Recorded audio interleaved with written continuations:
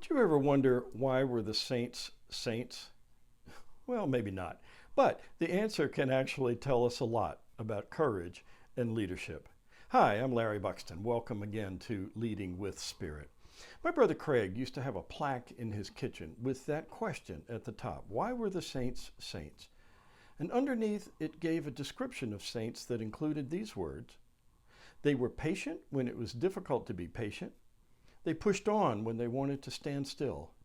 And they kept silent when they wanted to talk. Saints are those folks who do for a higher cause the hard work that doesn't come easily to their temperaments. And the same is true for courage. Courage is acting wisely against your instincts for a higher good. Courage often requires doing that thing that you don't want to do because you know it's the right thing to do. We're at the beginning of congressional hearings on the events of January the 6th, 2021.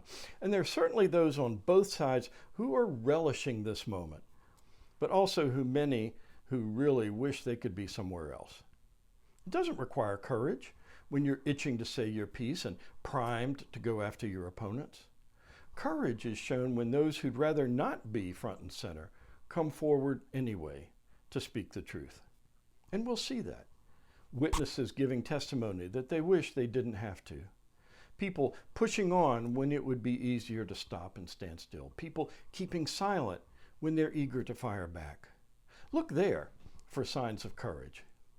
See, if you're all about harmony, then initiating a difficult conversation can be an act of courage. But if you pop off at the drop of a hat, having that same conversation may not be an act of courage. It would take more courage for the ranter to practice restraint, to stop, to think things through, to prepare some questions, and to listen carefully. Courage shows up in different forms. And courage, we know, is necessary for a good leader. But frequently, showing courage isn't always a sign of good leadership. If your role or position requires frequent acts of courage, it means it's requiring you to consistently go against your instincts. And that role may not be the best fit for your gifts and temperament. Good leadership isn't always counterintuitive. It should flow easily out of who you are. Of course, the opposite is true as well. If your role or leadership rarely requires you to move out of your comfort zone, you may not be serving your people well either. Leadership always brings tests. And if nothing is ever all that challenging for you, you're probably not acting in your organization's best interest. You can learn more about courage and leadership, including risk-averse and risk-inclined leadership, in Part 8 of my 30 Days with King David on Leadership. Especially on days 17 and 18, as you read, you may find different ways that you can be stretched in service of others.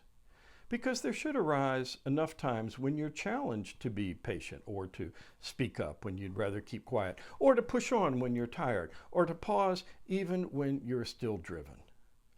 Staying committed to a larger cause than yourself, one that embraces your country or your congregation or your values, should stretch you. And when that happens, you and I can discover that we're not like paper clips getting twisted and bent out of shape. No, we're more like rubber bands, extending ourselves to meet a challenge. And when it's over and we relax, we go back to our typical shape, but we discover we're a little bit larger than we were before.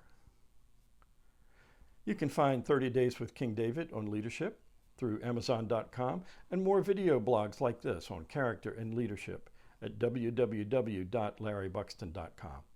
Share a link today with a friend, a coworker, or a staff mate, and continue to live with courage, and God bless you.